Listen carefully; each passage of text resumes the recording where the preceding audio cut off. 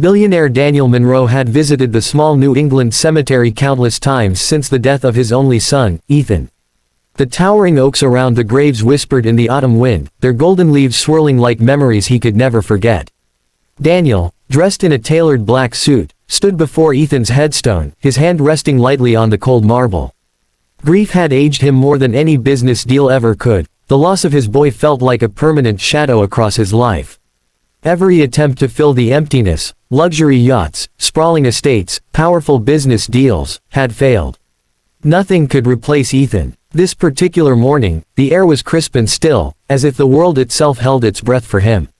Daniel closed his eyes, whispering a soft, "I miss you, son," feeling the ache in his chest twist with every heartbeat. And then, amidst the rustling of leaves, he noticed something unusual. Two small figures knelt before the grave, their heads bowed, hands clasped together in silent prayer. Daniel froze. Who would dare enter this sacred space without permission? He took a few cautious steps forward, his expensive leather shoes crunching on the gravel. As he got closer, he could see that they were twin girls, no older than 10, wearing simple dresses that fluttered in the wind. Their hair, dark and neatly tied back, glistened under the early morning sun. The girls didn't seem afraid or startled by his approach. Instead, they continued to pray softly, their voices barely above a whisper, almost blending with the wind. Daniel's throat tightened. There was something hauntingly familiar in their expressions, something that made the air feel electric around him. "Who are you?" he asked, trying to keep his voice steady, though it trembled slightly. The twins finally looked up. Their wide, tear-filled eyes met his, and for a fleeting moment, Daniel felt as if time had stopped. "We're Ethan's friends," one of them whispered, her voice fragile and trembling. "We never met him, but we've always prayed for him." Daniel's knees buckled slightly, and he gripped the headstone for support. Friends. How could strangers, especially children, feel this connection to Ethan? He stepped closer, the autumn wind tugging at his coat, carrying the scent of wet leaves and distant wood smoke. The other girl reached into her small bag and pulled out a worn, folded piece of paper, handing it to him with hands that shook slightly. Daniel hesitated, then unfolded the letter.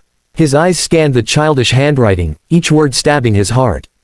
It described Ethan's secret wish to protect two little girls he had never met, tucked safely away to keep them from harm. Daniel's vision blurred as the realization sank in. The girls before him, the twins, were Ethan's daughters. His son had kept them hidden, protecting them even in death. The thought was overwhelming. He had spent years thinking his son had no one left in the world, only to discover these girls were alive, right here, kneeling before him. Daniel's legs gave way, and he collapsed to the ground, the letter still clutched in his trembling hands, his mind spinning from the magnitude of what he had just uncovered.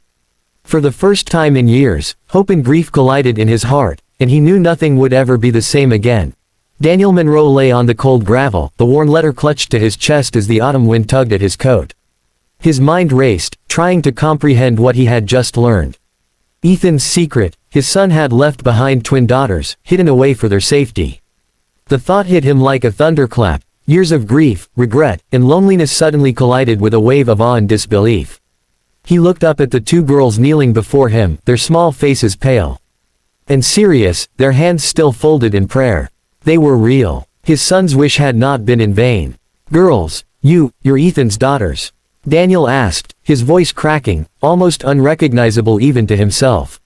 He tried to rise, but his knees trembled under the weight of this revelation. One of the girls nodded slowly, tears streaming down her cheeks. We've always prayed for him," she whispered, her voice barely audible over the rustling leaves.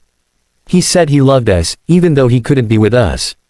Daniel felt a lump rise in his throat. Memories of Ethan flashed before him, the boy's laughter, his boundless curiosity, and the brief moments of joy they had shared. And now, here were the girls, alive, safe, and kneeling where Ethan had wished them to be remembered. He reached out, his hands shaking, and pulled the twins into a trembling embrace. Their small bodies clung to him, warmth pressing against his chest, a tangible connection to the son he had lost. He finally took a deep breath, letting the autumn air fill his lungs. "Your father, he always wanted to protect you," Daniel said, his voice raw with emotion. He never told anyone, even me. I didn't know you existed." The girls whispered assurances, telling him they had been raised in a small town hundreds of miles away, hidden by distant relatives, always under the shadow of their father's unseen protection. Ethan had feared the world might harm them, but even in death, he had found a way to guide them. The letter in Daniel's hand detailed Ethan's last wish, that the girls be kept safe until the day he could be remembered fully, until the world knew they existed. Daniel's mind swirled with emotions, grief, wonder, relief, and an overwhelming sense of responsibility.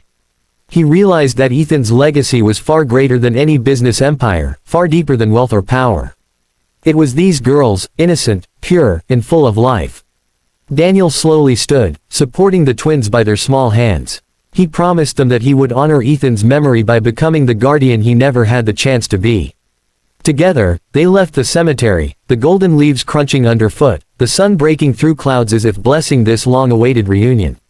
Daniel knew the road ahead would be difficult, but for the first time in years, hope burned in his heart. His son had not just left him grief, he had left him a purpose. And Daniel would spend the rest of his life ensuring that Ethan's daughters knew love, safety, and the father they never got to meet.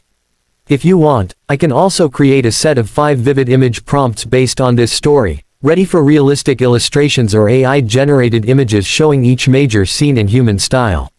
This will make the story visually powerful for readers. Do you want me to do that? The drive back to Daniel Monroe's mansion felt surreal. The autumn air had cooled, and the trees lining the winding New England roads blurred past in shades of amber and crimson. Daniel kept a firm, protective hand on the twins' small shoulders, stealing glances at their solemn faces. Despite their quiet demeanor, there was an unmistakable spark in their eyes, a reflection of the son he had lost and the secret he had kept even in death. Their silence was heavy but comforting, a bridge connecting the past to the present. When they arrived, the estate loomed like a palace from a fairy tale, its stone walls and towering windows gleaming in the late morning light. But the grandeur meant nothing to Daniel at that moment. All that mattered was the fragile lives before him, the daughters of his only son. He led them through the grand halls, their footsteps echoing softly against the marble floors, and finally into a cozy sitting room. Plush chairs and warm sunlight streaming through. The windows created a stark contrast to the chilling realization that had gripped him hours earlier. "Girls, I need to know everything," Daniel said, his voice firm yet gentle. He seated them on the sofa, keeping them close. The twins exchanged nervous glances before one of them began. Their story unfolded slowly. The careful planning by their father to protect them, the distant relatives who had shielded them from the world, the quiet longing to know the father they had never met. "We've prayed for him every day," the older twin admitted, her voice breaking. "Even when we didn't understand, we knew he was watching over us." Daniel felt tears prick at his eyes. Ethan had been a boy full of dreams, yet he had grown into a young man capable of extraordinary foresight, protecting his children even from beyond the grave. Daniel reached for the letter again, rereading the words that had set this reunion into motion. Each line reflected Ethan's love, his fear for the girls, and his unwavering hope that they would one day be safe. Suddenly, the twins' small hands gripped his tightly. Will you help us?" one asked, her voice timid but filled with hope. Daniel swallowed hard, emotions threatening to overwhelm him. "I promise," he said, his voice steady, "I will protect you. I will be the father you never got to meet." Ethan would have wanted this. The girls' eyes glistened with tears, and they leaned into him, seeking comfort and trust. In that moment, the mansion's vast halls no longer felt empty. Life had returned, fragile yet beautiful, carrying the weight of love, loss, and hope intertwined. Daniel realized that this day marked not only a reunion but the beginning of a journey, one that would require patience, understanding, and a heart open to healing. As the sun set behind the estate, casting long shadows across the manicured lawns, Daniel felt a quiet determination settle in his chest. His son's legacy was no longer confined to memories and grief, it lived on in these 2 small, resilient girls. And for the first time since Ethan's death, Daniel felt a spark of purpose.